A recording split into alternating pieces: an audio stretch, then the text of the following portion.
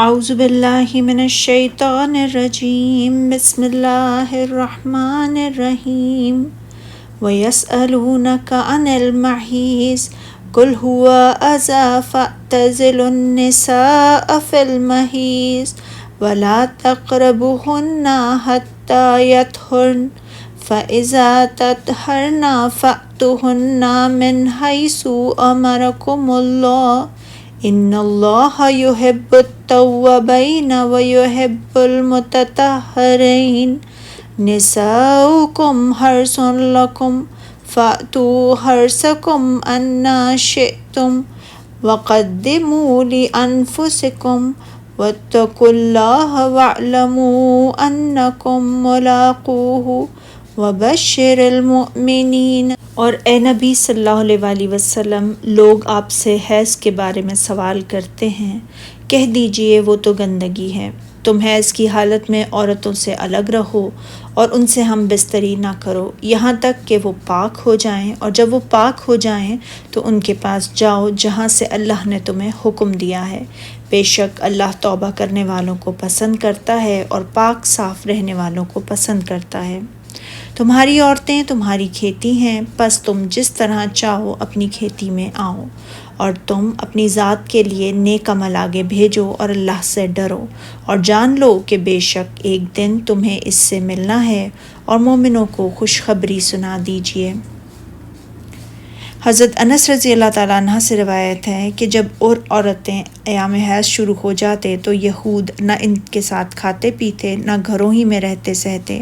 تو حضرت صحابہ کرام نے اس کے بارے میں نبی اکرم صلی اللہ علیہ وسلم سے دریافت کیا، تو جواب میں اللہ تعالیٰ نے یہ آیت کریمہ نازل فرمائی، اور لوگ آپ سے حیض کے بارے میں دریافت کرتے ہیں، کہہ دیجئے وہ تو نجاست ہے، چنانچہ تم ایام حیض میں عورتوں سے کنارہ کش رہو، اور جب تک وہ پاک نہ ہو جائیں ان سے مقاربت نہ کرو۔ پھر رسول اللہ صلی اللہ علیہ وسلم نے فرمایا، ایام حیض میں تم عورتوں سے مقاربت کے سوا اور سب کچھ کر سکتے ہو۔ یہودیوں کو یہ بات معلوم ہوئی تو کہنے لگے، یہ شخص اب ہر کام میں ہماری مخالفت کا ارادہ کرنے لگا ہے۔ پس ارشاد باری تعالیٰ ہے کہ معنی یہ ہے کہ ایام حیض میں عورتوں کی شرمگاہوں اور سے دور رہیں، کیونکہ رسول اللہ صلی اللہ علیہ وسلم نے فرمایا،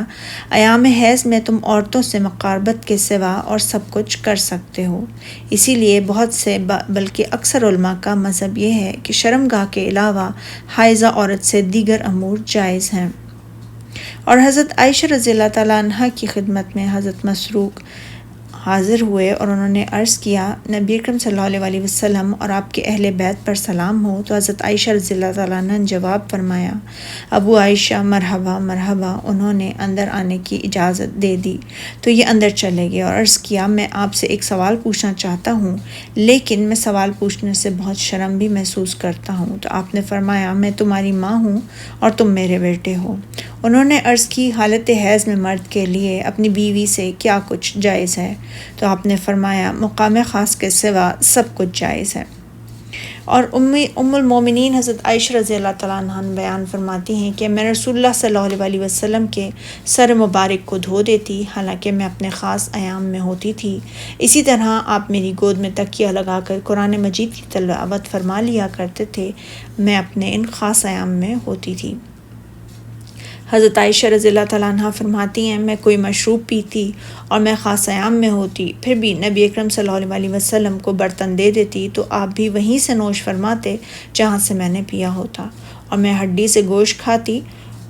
اور جب خاص ایام میں ہوتی تھی پھر بھی یہ ہڈی نبی اکرم صلی اللہ علیہ وسلم کو دے دیتی تو آپ صلی اللہ علیہ وسلم بھی وہیں سے گوشت کھاتے جہاں سے میں نے کھایا ہوتا تھا۔ پس ارشاد باری تعالیٰ ہے کہ اور جب تک وہ پاک نہ ہو جائیں ان سے مقاربت نہ کرو۔ یہ در حقیقت چنانچہ تم ایام حیض میں عورتوں سے کنار کش رکھ رہو کی تفسیر ہے، یعنی جب تک حیض موجود ہو اللہ تعالیٰ نے عورتوں سے مقاربت کو منع فرما دیا، جس کا مفہوم یہ ہے کہ حیض ختم ہو جائے تو پھر مقاربت حلال ہے۔ اور ارشاد باری تعالیٰ ہے، پھر جب وہ پاک ہو جائیں تو جس طریق سے اللہ نے تمہیں ارشاد فرمایا ہے ان کے پاس جاؤ۔ اس میں اللہ تعالیٰ نے یہ رہنمائی فرمائی ہے کہ عورتوں سے مقاربت اس وقت کی جائے جب حیض ختم ہونے کے بعد وہ غسل کر لیں،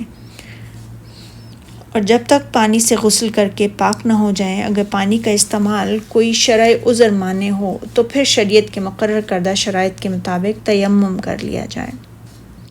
اور جس طریق سے اللہ نے تمہیں ارشاد فرمایا ہے ان کے پاس جاؤ، سے مراد یہ ہے کہ جب وہ پاک ہوں اور حالت حیض میں نہ ہوں تو ان کے پاس جاؤ۔ اسی لیے اللہ تعالیٰ نے فرمایا کچھ شک نہیں کہ اللہ توبہ کرنے والوں اور پاک صاف رہنے والوں کو دوست رکھتا ہے، یعنی اللہ تعالیٰ ان لوگوں کو دوست رکھتا ہے جو گناہ سے توبہ کرنے والے ہوں، خواہ گناہ کا بار بار ارتکاب ہوا ہو، جو ان نجاست اور غلاظت سے پاک صاف رہنے والے ہوں جن سے اللہ تعالیٰ نے انہیں منع فرمایا ہے کہ نہ تو حالت حیض ہی میں عورتوں سے مقاربت کرتے ہوں اور نہ غیر محل ہی کو استعمال کرتے ہوں۔ اور ارشاد باری تعالیٰ ہے تمہاری عورتیں تمہاری کھیتی ہیں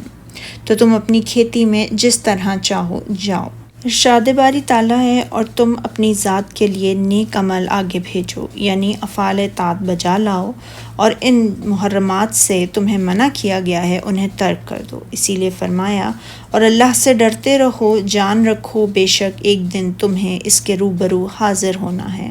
تو وہ تم سے تمہارے تمام اعمال کا حساب لے گا۔ اور اے پیغمبر صلی اللہ علیہ وسلم ایمان والوں کو بشارت سنا دیں، یعنی ان کو جو اللہ تعالیٰ کے حکم کی اطاعت بجا لاتے ہیں اور جن کاموں سے اس نے منع فرمایا ہے ان کو ترک کر دیتے ہیں۔ اور رسول اللہ صلی اللہ علیہ وسلم نے فرمایا جب تم میں سے کوئی اپنی بیوی سے صحبت کا ارادہ کرے اور یہ دعا پڑھ لے کہ اللہ کے نام سے اے اللہ تو ہمیں شیطان سے بچا اور جو اولاد تو ہم کو عطا فرمائے اسے بھی شیطان سے بچا، چنانچہ اس صحبت کے نتیجے میں اگر ان کے ہاں اولاد پیدا ہو تو شیطان اسے کبھی بھی کوئی نقصان نہیں پہنچا سکے گا۔ صدق اللہ العظیم۔